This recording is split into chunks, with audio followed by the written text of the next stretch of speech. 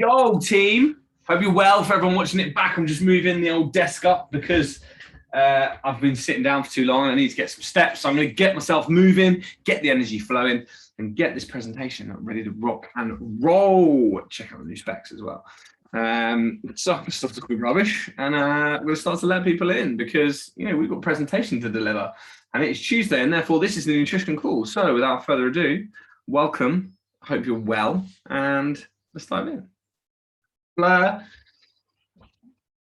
and Rachel, welcome to another episode of Nutrition Podcasts. My daughter threw up on my t-shirt as well, which wasn't ideal, but there we go. How are you guys? How are you guys? I think this is connected, but I think if I'm doing it like this, I'm going to disconnect. Yeah, I'm not going to use this because it's easier if I'm jumping around, bouncing around. How are you, Fleur? I am really, really tired. I've extended my working day by 1 hour, and it's just, oh my God, it's killing me. That might be because I've done year 2 sats today, which is the equivalent. Oh my God, these little kids. It's quite a lot, isn't it? They're very sweet. It's a half-hour reading paper. It takes forever. Yeah, I bet. Yeah, like we said before, they're gorgeous and they're adorable, but they're hard work to say the least. Don't turn over till Mr. Seabrook says, and they're like, what did we say? I'm like, oh my God, if that was mine, I'd be so sarcastic, but you can't do that with 6-year-olds. You just can't. But it's really, I thought, maybe I should just bite the bullet and just say, let's just go back the whole day. I'm so glad I haven't, because every day I've come home and I've fallen asleep for about an hour. That's when you're tired. Yeah. Is it sunny where you are, Fleur, in the UK? It was. Do you know what though? It was sunny till it's been sort of quite a bit cloudy up in the land of the Brummies, and we've been threatened with a thunderstorm for 2 days. Oh no! It's not come, but it looks like now. It's there. It's there. We've literally. I got my car early and it was like 27. I mean, obviously, it then cooled down to like 24. That's in Celsius, Christine. I don't know what that is in Fahrenheit. It's probably not this today. So let me find that out. Let me find out what this is. The thing is, over here, it's because we don't have any of the systems to cope with hot weather at all. It's like snow as well. None of the systems. 75.2, and I kid you not, so many people are at the beach, like shorts and t-shirt. I literally was like, I should have put on a vest and stuff. And we're at 75. Huh? 75 here today, and it's cold. This is like peak summer weather here. This is like what you'd expect in the middle of like June, July, August. Yeah, and we don't have air conditioning, so if it gets too hot, I remember it must have been September coming back from work, and it was like 28 degrees at night here, and for Birmingham to be 28 degrees is quite rare because of where we are, but when it is, there's no air at all. Yeah. Oh, it is classic Brits, as they always say. How's everyone's week been so far? How's everyone's weekend? How's everyone's journeys going? I don't know if you guys saw, but I'm back to it. This is my second day of my deficit. I always really struggle in the first few days just to get my mind into that mindset of like tracking my calories, being kind of like consciously aware. And also I've been to the gym 2 days in a row. I think I've only been to the gym once a week for the past like however many months since having a child. So I feel like I'm on a roll so far. I'm 2. I've set myself maximum of 4. I say maximum of 4. I set myself a minimum of 4. Just to kind of like set myself some targets to go to. But I mean, it all depends on like sleep and how I feel. But we feel good. How's everyone? Look, everyone's quiet in the chat. What's everyone doing? Oh, just to rub it in as well, Hayden is probably currently sitting on a beach in Bali. Actually, no, it's probably middle of the night that he might be sleeping, but he is in Bali, and I'm extremely jealous. And I think I'm just going to delete him for 4 months and just not talk to him. It's probably the easiest thing, just to deal with it. Christine, you're tired as well. Everyone's tired today. I've only slept like 3 hours a night for like the last 4 or 5 nights. Well, that's probably why. That is also probably why. Don't forget to note that. This is why I stand up. If I'm ever feeling a little bit like flat, because I've been here for quite a few hours now, I stand up and it just gives me a little bit of boost of energy rather than sitting down. Because when I sit down, I can switch off. Also, I finally got my new glasses. I've got 2 pairs, reading glasses. I don't want another pair here. They look nice. Glasses, thank you. Glasses are expensive. Oh, so expensive. I mean, these weren't because I was like, they're only for work. I'm a clumsy idiot. I'm probably gonna like break them at some point. So I think for 2 pairs, it was like, I want to say like £140. I don't know what that is, like $200 That's really maybe. cheap. That's really Yeah. cheap. So I It's went like for the, $700 for 1 pair here. oh yeah, so these were just like 700. one up. 700 Oh, my pounds. sweet summer child. The lenses, like you can't really see this clearly. Right. My frames were like 40 quid because I've got a small face and I can get away with teenager frames. The lenses were 300 because I am that short-sighted and I'm long-sighted. Yeah, so I mean, I just didn't really bargain. have any idea of like the price of glass until I've been there. And then I was like, oh, and just because I was like, to me, I was like, I know what I'm like. I was like, I'm gonna lose them. I'm probably gonna break them. And you could see like the like really nice one that were like hundreds, and I was like, absolutely not. I was like, I will lose them. I will break them. So now I feel quite good for 2 for like 100. No, you got a good deal, at least for Yeah. American standards. Perfect. And then it was like then they always try and upsell you. So there was like some film on it, and they were like, "Do you want them on both? It's another 70 quid for both of them, or 35." And I was like, Anti-glare is worth it though. Yeah. It's Yeah, the that's best what I got. money you're gonna spend. "Oh, that's what I got on these ones." And I was, because at the time I was a bit like, Jesus, like I only went in there for an eye test, and then I come out like having spent like 200 quid, $300. I was like, I only went in there for like a quick checkup. So I got it on these ones, and I kind of used my other ones as like, these are like my backup ones if I lose these ones. But it takes a bit of getting used to wearing glasses. I wear my blue light ones, but not these ones. Actually, are like, everything's like bigger, but more clear. Yeah, So- I'm just around. I just don't. Yeah, well, I had them yonks ago, like years and years and years ago, some actual proper ones for reading, because I had the same issue because I just stared at screens too much. And I literally probably wore them for like 2 weeks, and then I was like, oh, these are annoying. And now it's just got worse. I was like, I probably should wear them now. But I felt like I was kind of going and getting told off by the optician a little bit. Like when you're like, haven't brushed your teeth at the dentist. It was that kind of feeling. She's like, you haven't been here for like 5 years. I was like, really? I was like, it's been a long time. No, mine, because I wear contact lenses, I have to go every 6 months. Yeah. And I got a bit menopause rage on her last time I saw her because she's been trying to adjust my lenses so that, because they're short-sighted ones, and that is really bad. My short sight's really bad. They try and make your one eye slightly worse than it actually is, so that your long sight compensates, so that you actually can see better. Okay. Yeah. Yeah, the thing is, I've been wearing glasses since I was 16 and contact lenses since I was about 20.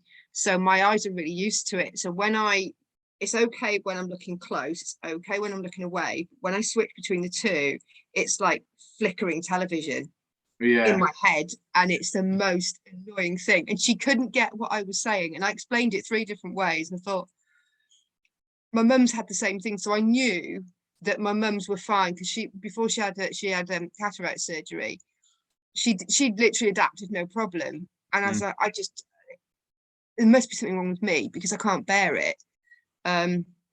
So I wear them to work and stuff, and it's okay. But when I get home, I've got get them off me. Get them off. Yeah, and so I always noticed that, one, like I was like getting headaches, and 2, if ever I was doing work and I looked far away, it took my eyes a little while to like adjust, like it'd be a bit blurry.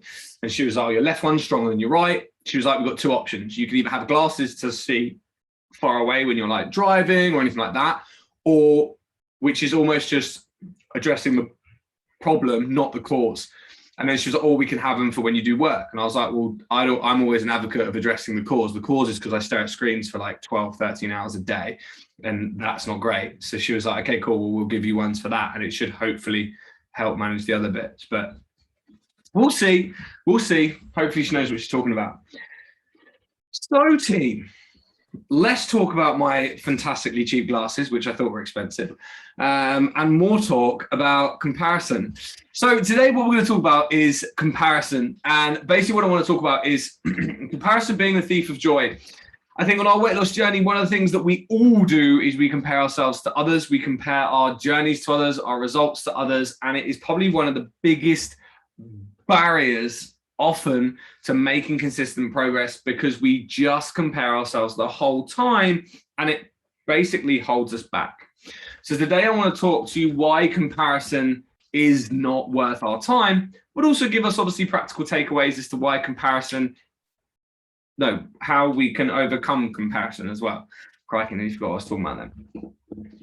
So let me share the screen and then we'll get ready to rock and roll. I believe. Can you see my screen? And does it say comparison is a thief of joy? Fantastic. We are ahead of the curve here today. Okay, cool. So comparison is the thief of joy. We all compare ourselves.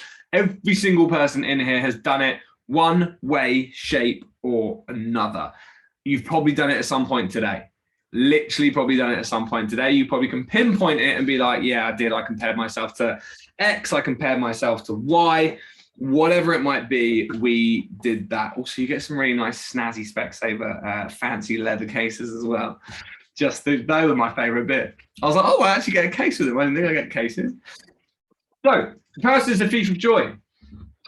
First things first, don't compare yourself to other people. Compare yourself to who you were and who you want to become. This is one of the quotes that I want you all to take a note of, whether you screenshot it, write it down, I'll give you a couple of minutes, because this is what you want to remind yourself. When you are comparing yourself to others, you do not want to do it. The only person you want to compare yourself to is who you were, to see how far you've come, and also compare yourself from where you are now to where you want to get to. Because obviously if we compare ourselves and we make notes, we're able to make relevant changes, but also then celebrate the progress that we've made up until this point. And we're also going to get further into that. So I'm not going to say much more on that currently.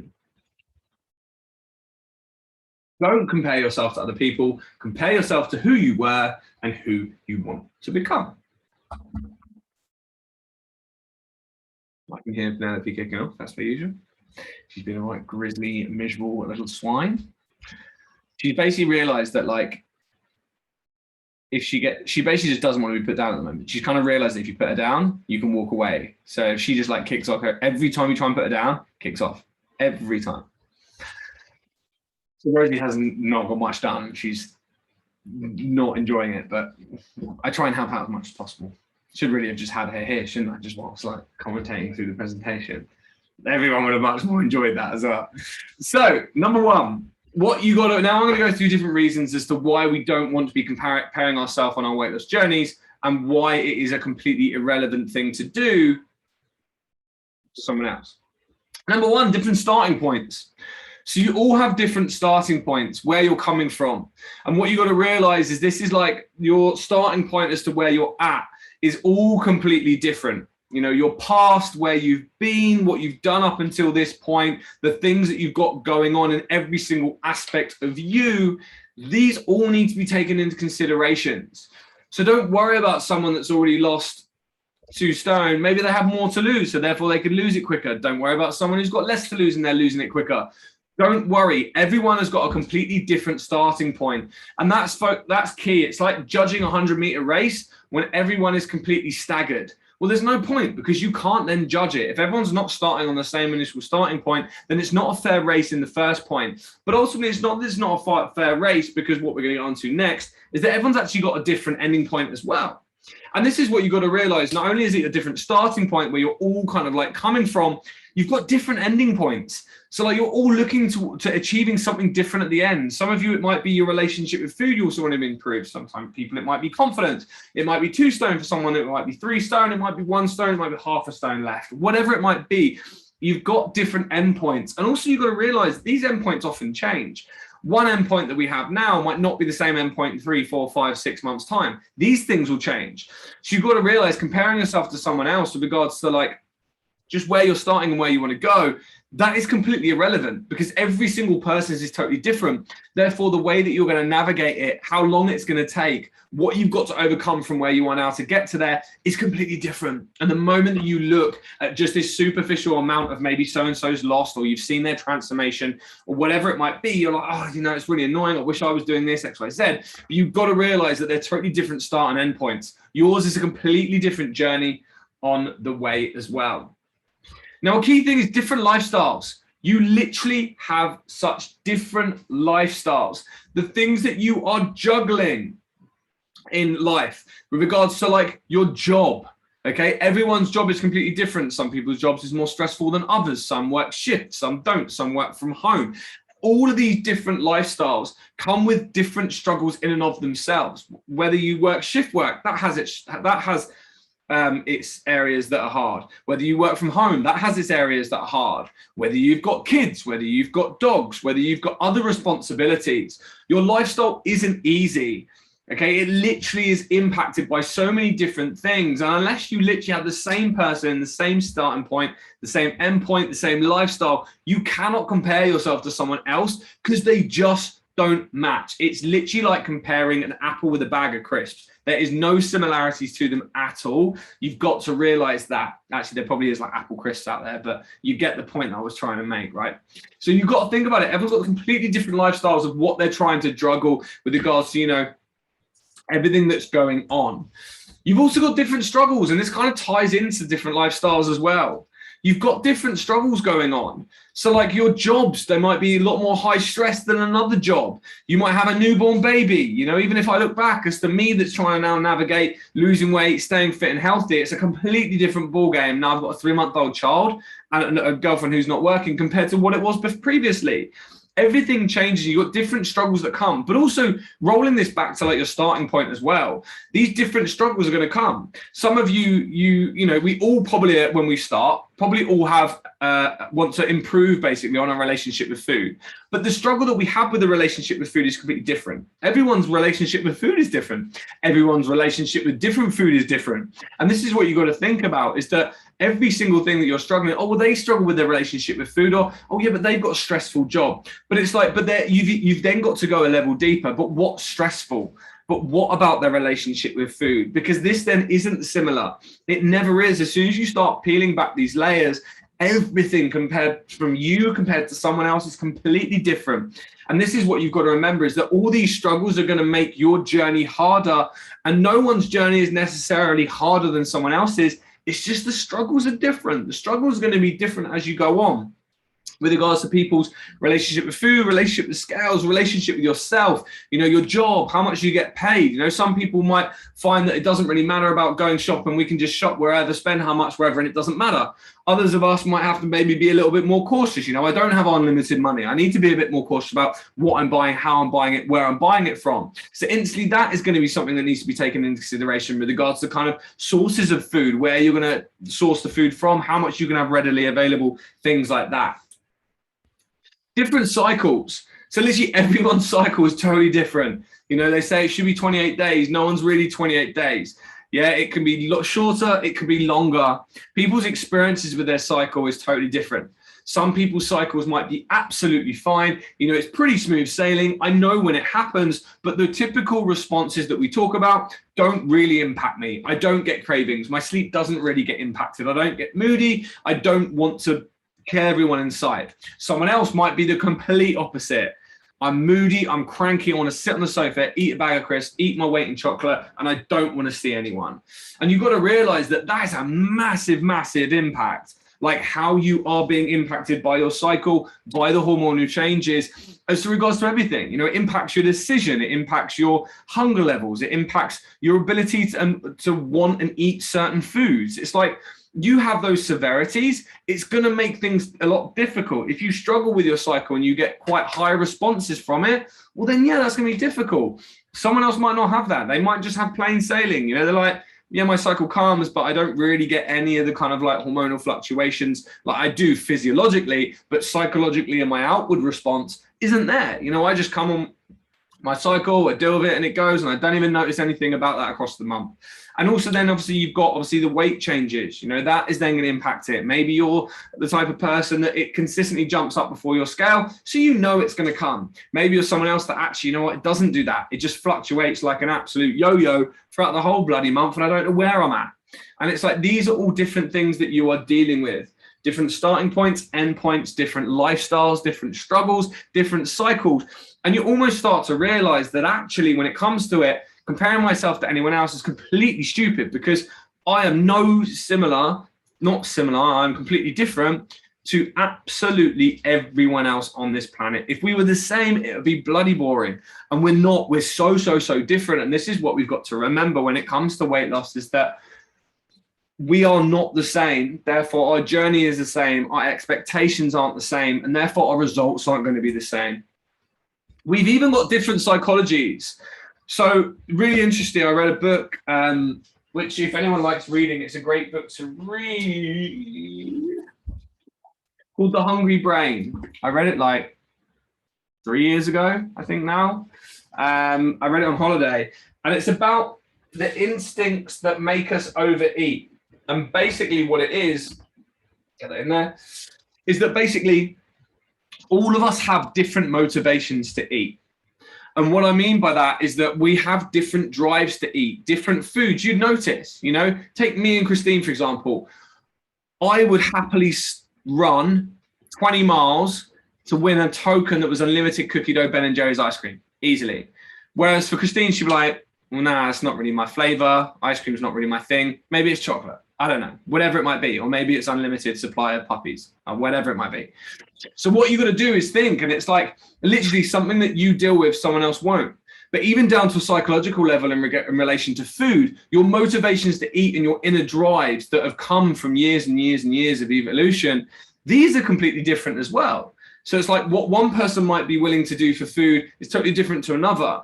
So, you know, that instantly talks about someone's like social life, for example. It's like if you really like pizza and you really like burgers and pizza and chips and things like that, well, then your motivation to have them a lot more of the time is going to be higher. So you're probably going to struggle with regards to social events sometimes. Whereas someone who isn't, they're like, oh, you know what, I'm not a massive pizza or burger or kind of like high fat fast food style person, doesn't bother me. Well, then socializing isn't going to be an issue, because 9 times out of 10, you're probably going to make a much more nutritionally goal-driven choice, and it's easier to make that choice. There's less friction. Yeah, you can still make that choice, but you've got to realize there's going to be more friction in the choices that you're making around food. And that's just from a psychological perspective as well. But as you can see, just through going over those little points there, there's 6 of them, is that, what was that doing? I don't know what I did. I don't know. That's a weird timer. So basically what you've got to realize from there, how does that, can we get rid of that? I don't know if that's going. There we go. Okay, so what you've got to realize is that there's so many reasons as to why we're different, that comparing ourselves just doesn't make sense.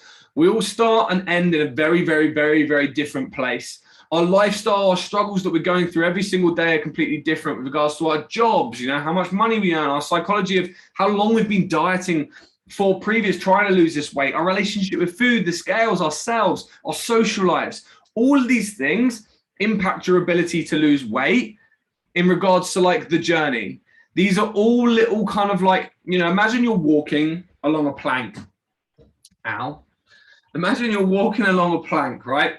And what you've got to realize is that all of these different obstacles, struggle, your lifestyle, social life, all these different things, they're almost like these swinging balls. Some people have more than others. You know, some people might have more obstacles in life that they've got to do it. But maybe they hadn't been dieting for years and years and years beforehand. So the plank that they're actually walking is wider. So you're like, well, okay, maybe they've got a lot more swinging balls on their little assault course, but the plank's wider, so they can move around a bit more. Maybe you've got less struggles, less issues. You know, your lifestyle's pretty straightforward. I work, I come far home, I don't deal with cravings on my cycle, etc., etc. So you're like, I don't have that many balls swinging, but I have dieted for so long. I've been trying for quite a few years that my plank's quite small. So I've got to be a little bit cautious when I'm walking along. And you've got to look at it like that. Like everyone's got an obstacle course to clamber through and to get to the end. You all can get to the end. You cannot fail unless you quit and you take that carabiner off. If we all imagine we're attached to one of those carabiners like at Go8, which is what we have here in the UK. unless you quit and you take that carabiner off, there's no way that you can fail unless you quit, because you can fall off, but you can get back on again. Okay, and you've just got to realize that everyone's assault course is completely different. You're all navigating totally different things with regards to how big your plank is, how many swinging balls are there. Maybe some of you are carrying a rucksack, which makes it even harder. Whatever it might be that makes it harder or easier, everyone's journey along this assault course is completely different. So we never, ever, ever want to compare ourselves, because it is literally like comparing an Apple with an iPhone. They're kind of similar because Apple is off iPhones, but you get what I mean. Does that all make sense so far? And doozy. Okay, so now we're going to go into the 7 ways to overcome comparison to others, because as you like to say, there's no point in me telling you about like why we shouldn't compare ourselves. We also need to know how we can overcome it and how we can overcome this comparison, because we all do it, whether it's to friends, family members, brothers, sisters, you know, your friend's dog, whatever it might be. We've got to stop comparing ourselves. So number 1 is practice gratitude. The reason being is that quite often when we're going on our weight loss journeys, we forget to be grateful as to where we are at. Okay, now being grateful as to where we are at isn't an issue. Okay, it isn't an issue. And practicing gratitude, which is writing down things that you are grateful for, is game changing, because it makes you, in and of the moment, appreciate what you've got. Okay, it makes you appreciate what you've got, because quite often when we compare is we then just start to think about what everyone else has rather than think about what we have. So practicing gratitude makes you be grateful for what you have now. Okay, so one thing that you can do is practice gratitude is writing down every single day 3 things that you are grateful for. It might be sun in the mornings, you know, it's early morning, it's light mornings now, it might be light mornings, my health, and Penelope. Those are the things that I am probably currently grateful for. Light mornings, my health, and Penelope. And it's like those things then, in and of that moment, allow me to stop comparing myself, because I don't care about someone that has, you know, a mansion and a Lamborghini and all these fancy things that we see on social media. I'm like, I'm happy with what I've got now. I'm happy with everything that I have, and I'm grateful for these things. And I think too often we get caught up in this trap of basically comparing ourselves to others, and we forget to actually practice gratitude in and of the moment and evolve ourselves. It helps you remind yourself of why you should be grateful, writing down things that you have right now that are exciting and that are great. The power of contentment kind of ties into, obviously, the practicing gratitude. The power of contentment is basically learning to accept that you are content with where you're at now. So many, and it doesn't, and this is kind of a key thing to note, is it doesn't mean that you are, I couldn't hear what you said. Sorry. It doesn't mean that you are stagnant. Okay, quite often people are like, yeah, but if I get content where I'm going now, I'm not going to grow, I'm not going to move forward, I'm not going to, you know, I'm not going to go anywhere. But it's not. It's all about just being content in the now. So it's focusing on being content in the now, and you still look backwards and forwards. You still look backwards, and we look backwards to see how far we've come. We look backwards to see the things that we've overcome in our time, the things that we've managed to overcome. You know, you've all faced hardships up until this point, but every single one of you is still here.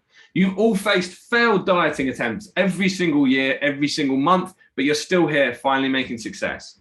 And this is what you've got to realize, is that we're not about being content now and feeling that we're just giving everything up and we're just staying as we are.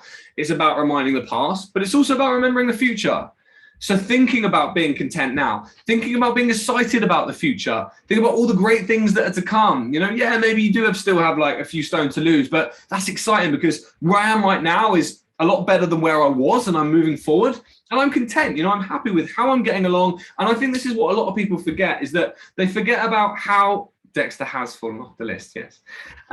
They seem to be, we seem to forget about how much we have now and how grateful we should be, the things that we're constantly just looking forward, like, oh, I've got so long to go, I've got so long to be. But it's like, be content with what you have now. The future is obviously exciting. You've got so much to work towards. It's going to be a great journey and it's going to be exciting when we get there.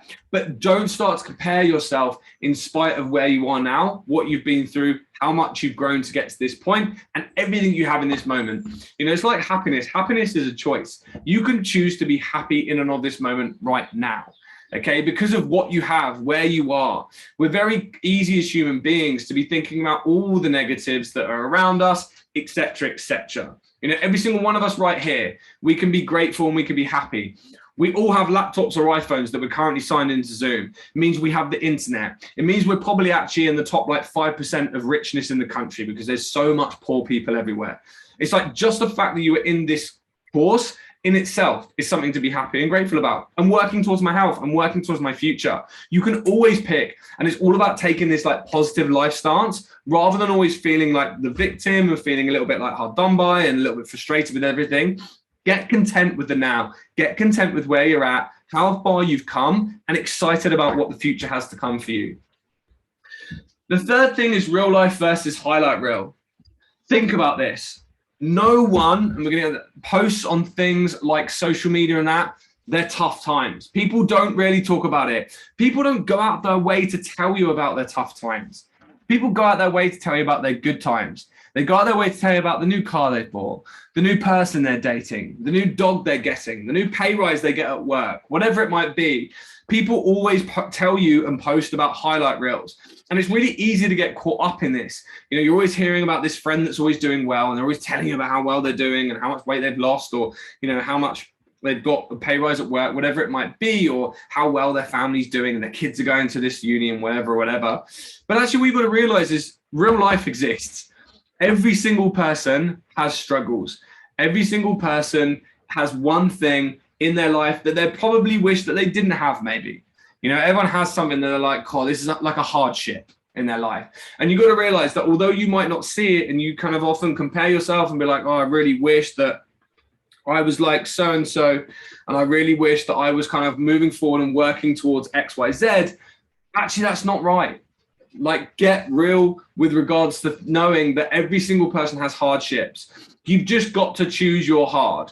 You know, being healthy and going to the gym's hard, but also staying at home, being lazy and having high risk of, you know, cardiovascular disease, etc. That's also hard because you've got to deal with the outcomes. You've got to choose your hard in life and realize that everyone has their hards. Okay, just what you see on social media or what you see when you speak to people, it can very much be a highlight reel. Remember that real life is here. Don't compare yourself because you think that everyone's got it worked out. No one has it worked out. Everyone has stuff that isn't going their way. They have hardships and they have things that they wish were better. It is normal. It is human nature.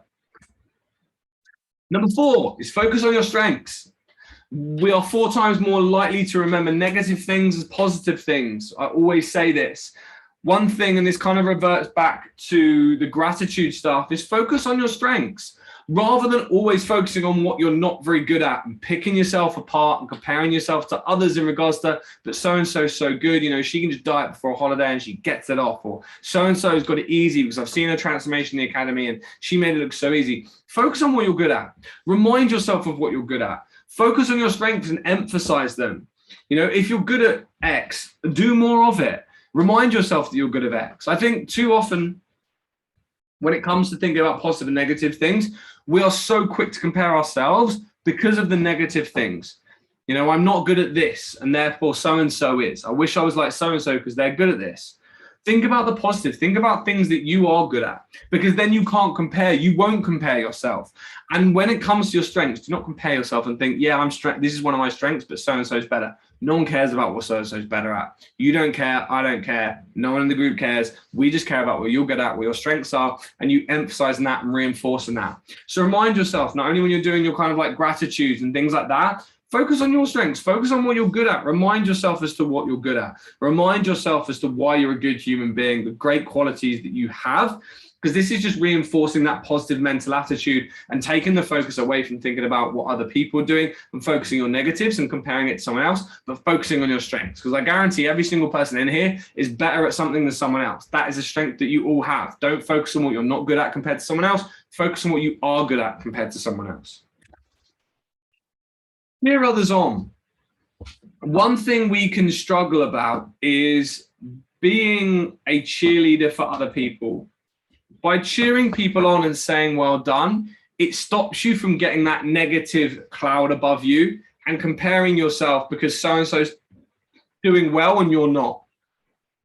If we can flip that and actually just start to celebrate other people's wins, celebrate other people's successes, then this is great because you're now not comparing it. You're celebrating. You'll realize that they're a different situation. They're a completely different journey to you, but you can celebrate and appreciate the hard work and hard effort that they have put into it, rather than thinking, oh, well, that's all right for them because they only had this to lose, or they only had this to lose and they don't have to struggle with that. But they've got their own struggles. Everyone in life has their own struggles. They have their own things they're going through and they have their own things they're working on. You just don't see it because that highlight reel.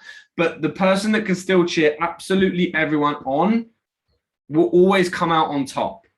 The biggest cheerleader you can be, the better. Cheer on absolutely everyone. You know, our industry is awful for it. People see it as a dog-eat-dog world. If another PT is doing well, people get their backs up. People bitch about each other. People take the mick out of each other. Our industry is horrible for that. It is awful. And me and Hayden have always just never really spoken about anyone. We don't care what anyone else is doing. You know, there's enough people in the world that want to better their health for every single PT and online coach and nutritionist to, you know, work and help people better themselves. You don't need to like worry about whatever others are doing or compare yourself to others, you know, oh, but so-and-so's got 100 clients or so-and-so's got 200 clients. It doesn't matter. It doesn't matter how many clients someone's got, because there's other people out there that, you know, have only got 10 clients, have only got 20 clients. So you've got to always think about where you're at, where you want to go. And when you see others doing well, cheer them on, because it'll make you feel a lot better. They'll appreciate it. And also it reminds you, and you can use it as motivation rather than start thinking as soon as someone's doing well that why aren't you doing well, or reminding yourself as to why you're not succeeding as well as them. Don't think like that. Just cheer them on, be grateful for that, and think about how exciting it is when you eventually can achieve things as well. Number 6 is compete with yourself. Don't think about competing with other people. Think about competing with yourself. Think about things that you have done in regards to like previously, you know, something you struggled with previously that you now don't. Those are the things that you want to be celebrated. And that's when you want to use your sheets. You know, look back, think about where you were this time a year ago. Think about where you were this time 5 years ago. That then helps you bring up positive thoughts about how far you've come, how much you've grown, and helps you think about the strengths that you've gained over time. The only time I want to look back is to see how far we've come. I know it's a cliche saying, but it's so true. Compete with yourself. Set yourself targets, set yourself goals, think about how far you've come, and then think about how you're going to get to that future destination. Don't worry about so-and-so who's already at that destination. Doesn't matter. Don't worry about them. They're in a different situation, different journey. Focus on you. Focus on what you can do every single day to move the needle to get yourself to your destination. You are your biggest competition. You just want to be better today than you were yesterday. Every single day. If you can better yourself by 1%, you're 365% better by the end of the year. And a lot of people forget about that. They think, oh, well, you know, I was better 1% today, but yesterday I was like 5% less better. But it doesn't matter, because like we always say, when you're thinking about everything in a big, long, kind of like wide 3,000-foot bird view, there's going to be days and things that don't go your way. That's okay. But you're your biggest competition. Don't see anyone else as a competition. Doesn't matter what anyone else is doing, because ultimately how well or how bad they do doesn't impact your success. It doesn't matter how much or how little people lose or how well they do in their weight loss journeys and how long it takes them to get to the end. Doesn't matter. Just like us, it doesn't matter what other coaches are doing, how many clients they have, or the results they're getting. It doesn't matter. It doesn't concern us. It doesn't change the results that we get with you guys. It literally doesn't impact us at all. And I know so many coaches that get so hung up on it, and they end up getting paralysis by analysis. And this is what can happen in weight loss, where you overthink everything in weight loss. You then don't manage to actually make any progress forward because you're so concerned with what everyone else is doing that you end up being stagnant. You don't end up thinking and competing with yourself and pushing yourself to better because you're so obsessed with what everyone else is doing, rather than focusing on your own journey, your own goals, and what it is that you want to be doing to move that needle. The whole time you're comparing yourself and you're setting yourself in a negative mindset is literally just holding yourself back. You are holding yourself back from pushing yourself towards those goals. And that's what you really want to remember. Number 7, last one. Crikey, I've flown through this. Number 7 is limit social media. I think social media for everyone should 100% be limited. And the reason I think that is that social media is the absolute epitome? I don't know what the word is. I think, is it epitome? Yeah, it's like the epitome of like comparison. We all do it. I've done it. I've looked at people that have more following. I've looked at people that are apparently doing better in mentorships that we've done. You know, their business is growing faster than other people's. It's so easy to get in your own head And the only thing it does is stall your growth. One thing I would say to everyone is anyone that you follow on social media that you compare yourself to, delete them, remove them, unfollow them. I would also say everyone at least once a week should just not go on social media. I did literally 3 days. I went to this uni reunion and I didn't go on my phone or on social media from Friday afternoon until Sunday afternoon. I felt so good by the time I get back. I literally just switched off for 3 days. We don't do it. And all we're doing when we're scrolling on these platforms is literally filling our heads with ideologies. And we've all done it. We look at houses, we look at people's family lives, we look at people's holidays, we look at people's pets, and all we do is compare ourselves to what everyone has and how we either like that or we wish we could have that. You know, I do it. I follow like property pages, I follow car pages, and I see like these nice houses, I see these nice cars, and you end up being like, you end up just getting yourself into a hole of like, I wish I lived that. I wish I lived in a house like that. I wish I had a car like that. Or I wish I could go on holiday like that and enjoy that. And all you do is just dig yourself into a hole of comparison and you end up worse off. You're no better off. It doesn't drive you. It doesn't motivate you by seeing it. So one thing I'd say to all of you is if it doesn't serve you, remove it. One thing that I did ages ago is everything so when I was younger, I used to be obsessed with like, obviously bodybuilding, the way I looked, and that's why I went to the gym. I used to follow so many people that were blatantly on steroids, all like jacked, going to the gym and six packs and everything. I literally unfollowed all of them because I was like, it was doing me no good. I was just comparing myself to them, thinking about how long it's going to take me, what they're doing, how they're doing it. I was changing my program every bloody week. And it's like, it just actually stalled my progress more than anything. It didn't motivate me. It just made me feel inadequate in comparison to the results that they were getting to what I was doing. Could I be putting in more effort? Could I be doing this? Could I be doing that? And it literally almost probably stalled my progress rather than actually progressed it. So have a think about limiting social media as well. Remember that this is from the other one. That's as far as I got. That's from the previous one. So I'm going to go over these quickly again. 1, practice gratitude. You want to be writing down gratitudes every single day. Literally, you could be on the notes on your phone. Every single day, write down 3 things you're grateful for. Or every time something you could literally have a gratitude thing on your notes on your iPhone or your Samsung or Android, whichever you have. And every single time something good in your life happens, write it down. Every single time that you're comparing yourself and you feel like your life isn't adequate enough, read them. You know, write it down, whatever it might be. You know, your kid does really well in their spelling exam. You go watch a really nice film. You have a really nice family meal at whatever restaurant. Write these things down that you're grateful for in the moment, and then it allows yourself to watch back. And it's great because you end up literally creating a list of things that you're grateful for that have happened throughout your life. Be content with where you are now. Don't always chase to move forward or backwards. And being content doesn't mean you're stagnant. It just means that you're happy with the progress that you've made and you're excited about the progress that you're going to make moving forward. And right now, you're just proud of what you've done, where you've gone, and what you've become so far. Real life versus highlight reel. Don't forget, real life is a thing. People always tell you their highlight reels. They always showcase you the easy bits, the wins. Even when you see me post like client stuff online, it is the highlight reel. Okay, I don't put up when a client's struggling and they're calling me and they're like, I'm having a real tough time, etc., etc. We don't put that kind of stuff online.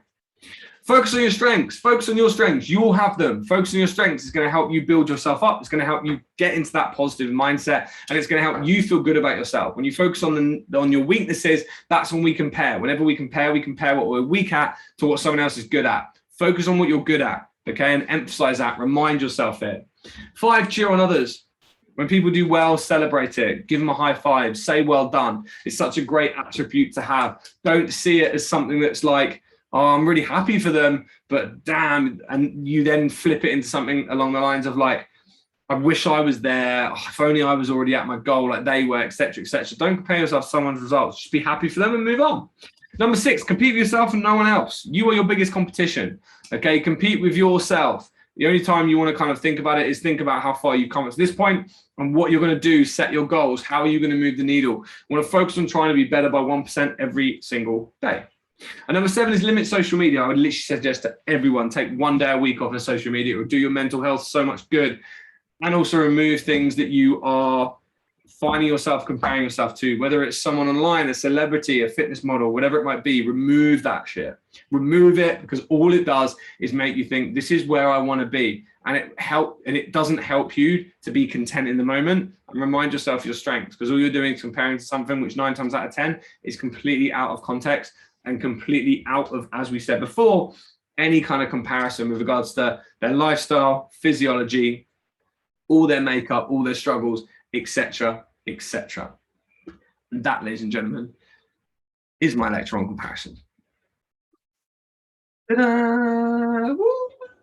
The crowd goes wild. Did that make sense? The reason I wanted to do it is because I hear it all the time. I think I hear it in most of my check-ins, most of my DMs. I hear like, so-and-so's doing this, so-and-so's doing this, so-and-so's trying this, and oh, it's really tough. I keep seeing, etc., etc. And I think it's such a big thing for all of us. We all do it in some form, some shape or form. We compare ourselves. It's so easy to be done, unfortunately. I'm not saying that, like everything, it's not going to stop overnight. You're still going to do it.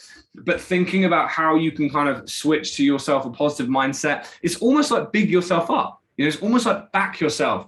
Write down what you're grateful for, write what your strengths are for, and forget about what others are doing, because it's not actually real life. It's a highlight reel. You then put yourself on a bit more of a pedestal, and you give yourself a bit more self-love, and therefore you're then able to stop comparing yourself, because you're just focused on you and you only. The only time you focus on someone else is to celebrate that they've done well, and then you focus on you. Focus, focus, focus. Bill put, same in design, advertising, everyone is envious of others' work. Yeah, it's such a shame. We just started coaching other coaches to go online and build online businesses, basically, with a friend, and it is awful. Like 3 people have like blocked our account and stuff like this, and you're like, and I'm like, what do you think we're gonna do? Like, we're not gonna poach clients. We're not gonna, like, we didn't follow them. They just blocked us.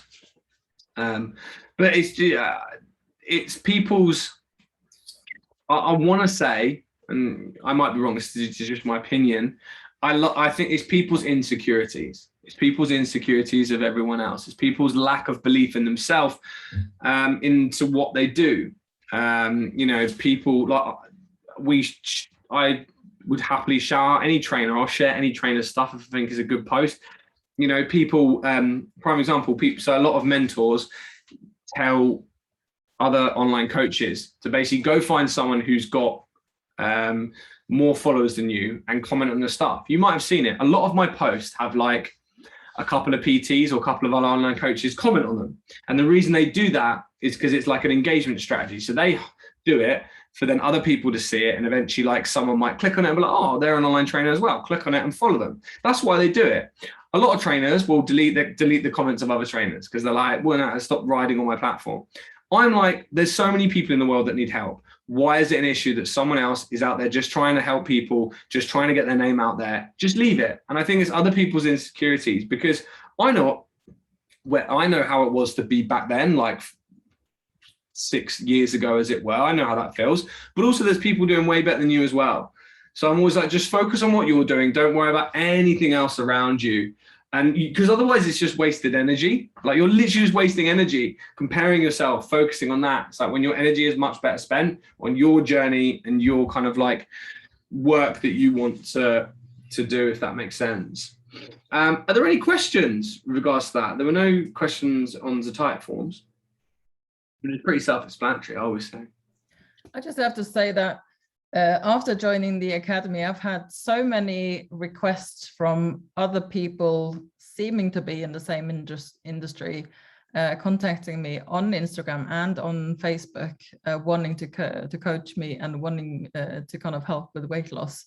Yeah. It's so funny. And it was kind of like the week after, so I got into the Facebook group, they kind of just started popping up in on my DMs. It's quite strange. Yeah, you will do. You literally will do. Like, I have business mentors come onto my Instagram all the time. They're like, "Hey man, love the content. Who do you help online?" And I just ignore them now, because I'm like, oh, like, one, it's probably not them. 2, it's probably someone else. And 3, it's just like a massively long conversation. But people got to put themselves out there. I understand it. I think the only thing which is, Christine, you might remember that when we did a post ages ago, and it was like, if you we're looking for women who want to lose X amount of weight, if you're interested, comment down below. And coaches were going through the comments and messaging them, being like, hey, I know you're interested in working with Ryan. I offer online coaching as well. I'd love to talk to you more about what I can do for you. And they were literally just messaging everyone that commented about coaching.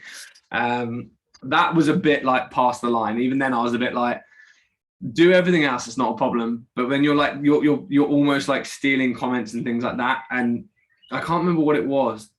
They said something like it was something along those lines, and I've done it for like 10 years in comparison or something. It was something that was almost like they said to make themselves better than me, as it were. And I was like, message them, whatever. But then it was almost like, that says a lot about them when they say that. Like, that says a lot about their personality to me. And like, I wouldn't go to them because they do that. Yeah. And I've had a lot of messages from people. Like, a lot of my followers will be like, hey, this person messaged me, I don't know if you know them, etc., etc. I thought I'd let you know. And I'm like, yeah, I have no idea who they are. Thanks for letting me know. And I've blocked a few people because I was like, it's just step in the line. Like, a few people when they do that, and I'm like, you're just kind of like harassing people now. It's like, if someone messages someone or comments on something to work with someone, you can't then, like, it's almost like someone goes to go into like one supermarket and the person in the other supermarket stands in front of the doorway and they're like, why don't you come to ours? Because ours is this. It's like, that's just awkward. But it will happen. It's online, and different people teach different things as well. Yeah, I always, when I get those DMs, I always actually will say, Ryan, help me lose X amount of weight. And that usually shuts them up. They go away. Well, I appreciate that. I always say as well that I already have coaches. I don't need anyone else. Yeah. And that's it. Like, you know, we everyone that follows our business coaching page, our other page, when we coach coaches, we message them, hey, thanks for the follow. We've got some free gifts that we could send you. If you'd like it, just drop down. And so many of them are like, oh, I'm already working with the coach. I just wanted to follow for your free content. And literally we're like, oh my God, absolutely not a problem. Totally cool. If you have any questions, just let us know. And it's like, cool, done. And that's the kind of like best way of going about it. But some people think that I know one of my old mentors, one of his clients followed us, and then one other person messaged him being like, hey, we've got this, would you like it? He was like, no, I'm already working with Simon, who was our old thing. And I messaged Simon saying, oh my God, one of your clients was there. I was like, I totally wasn't trying to steal, because I always feel it's awkward. And he was like, ha, no, I totally know you're not like that. He was like, I think his name was Aaron or something. He's like, Aaron already messaged me to be like, hey, I don't know if you know that like Ryan's now gone off to do his own thing. And he was like, yeah, I already knew. Ryan's already like asked me questions about it and got advice on it. So, you know, some people work together, which is nice, but others don't. But there you go. It's the way of the world, isn't it? Right, team. Well,